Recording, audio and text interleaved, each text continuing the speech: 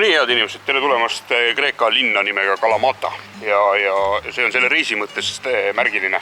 Kreeka mõttes ei ole see üldse mingisugune eriline märgiline, see on lihtsalt täiesti selline tavaline, kaunis, võib-olla see isegi on natukene kergelt tööstuslik rannikulinn, aga siin on uhke sadam, jahid seisavad, kämperid seisavad ja siin ikkagi elu käib. Miks ta on reisi mõttes märgiline on sellepärast, et vaata, kui nüüd kaardi peale vaadata, siis ma olen siin all, umbes selle koha peal. Ja see on nüüd see koht, kus ma keeran oma nina siis hetkel Ateena poole ja siis, see on ka juba nii-öelda kodu poole keeratud nina ja siis ongi nina püsib kogu aeg kodu poole. Siin tee peale jääb küll hulganisti riike. Siia jääb ju Bulgaaria, jääb Rumeenia, jääb Moldova, Ukraina, Poola, Leedu, Läti ja siis Narva kaudu Eesti ka. Nii et sõita on ja teha on veel küll, aga see on nüüd selles mõttes märgiline punkt. Siit saab tegelikult minna allapoole ka ja käia ära seal päris tipus. Aga see on üks igavesti kõver ja aeglane tee ja tegelikult ma praegu ei hakka sinna minema. Ma olen siin saare peal nüüd ära käinud ja siia oma jäljed maha jätnud, nii et sellega on iseenesest okei selles Euroopa ringi mõttes. Ja siis siia saab tulla järgmine kord ka. Ma olen korra varem käinud autoga Kreekas, siis maad mööda Ateenasse ja tagasi. Aga see alumine koht on käimata ja lasta siis jääb järgmisteks kordadeks, sest tegelikult tuli välja, et Kreeka on päris põnev koht, kus sõita ja siin tasub ööbida näiteks sadamates. Et sadamates on igal pool olemas ja kui sa leiad sellise aja ka veel, et sa tuled natukene hooaja lõpus, siis kõik need sadamad tasuta. Tule ja pargi ja ole, kui sa tahad. Et väga mõnus on. Buss on väga hästi vastu pidanud, ainuke lugu on see, et see mägiteed on ära kulutunud mu esimesed rehvid ja ma pean nüüd mingil hetkel leidma ühe koha, kus ma saan need esimesed rehvid tagumiste vastu vahetada. Ja kui eile ei sadanud mitte tilkagi, siis praegu on iseenesest juba kuulda, et kohe hakkab siit jälle üks hirmus masu pihta ja tegelikult ei ole vaja bussi pesta ka. Õnneks on see buss muidugi sellist värvi, et see võib olla üsna must ja ega siit midagi väga niimoodi silma kriipivalt kohe see silma ei hakkagi.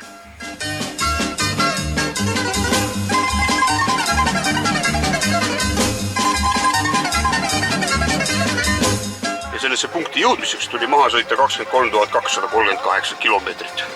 Ma arvan, et siit koju on nüüd veel võib-olla üks 5000 kilomeetrit. Siis saab sellele projektile joone alla tõmmata ja hakata ette valmistama juba järgmisi.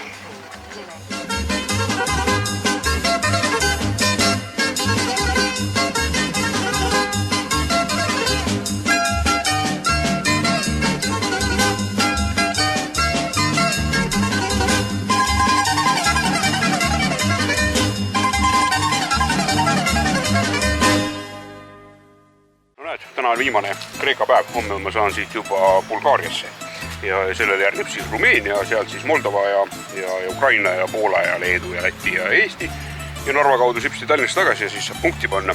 Aga ma põhimõtteliselt leidsin viimase kämpa, mis tundub, et siin Kreeka lõpus üldse veel olemas on ja imekombel oli see lahti ja jutud käivad, et täna viimast päeva üldse, et siis pannakse üks traks lukku ja rohkem pole midagi. Aga siin on kaunis meri ja siin on paar matkajat veel ja siis on need hunnik mingisuguseid statsionaarseid haagissuvilaid, mida siis peetakse tõenäoliselt suvilatena. Võt seda moodi. Aga ega midagi. Täna siis teeme sellise teen sellise mõnusa õhtusöögi. Puhkan natukene, äkki isegi käin korra ujumas, kui see vesi on normaalne. Ja siis homme juba saab mingist lõunaajast jätkata uue riigiga. Võib-olla isegi veidi varem. Põnev igal juhul. Praeguseks hetkeks on sõidetud 23 700 midagi kilomeetrit ja koju on veel ikka tuhandeid ja tuhandeid. Ehk siis paistab, kui me ühe korra olen kodus. Seal finiseerin lauluväljaku ülemises parklas. Seal panen lukku ja siis selgub, kuidas läks ja mis sest kõigest sai.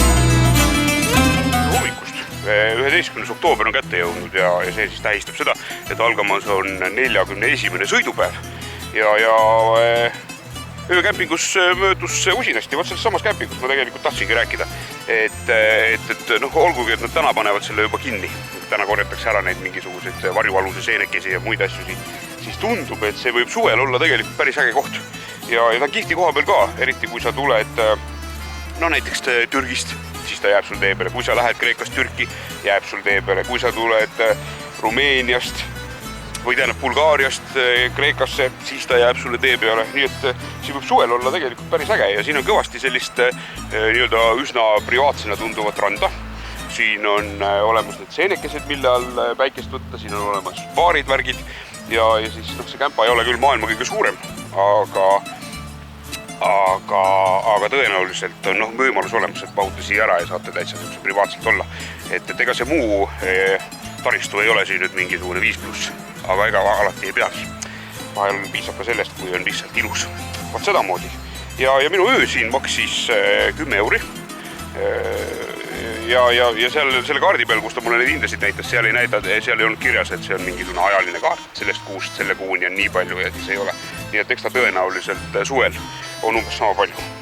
Vaat sedamoodi. Aga nüüd hääl sisse ja Bulgaariasse.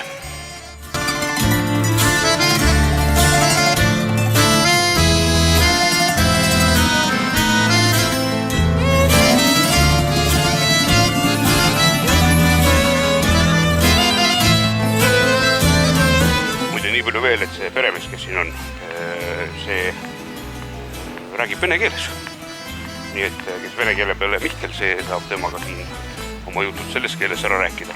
Ja üks huvitav tähelepanek Kreeka kohta on veel see, et siin ei ole ühtegi märki selle kohta, et see riik oli mõned aastad tagasi täielikus pankrotis. Täiesti hämmastav.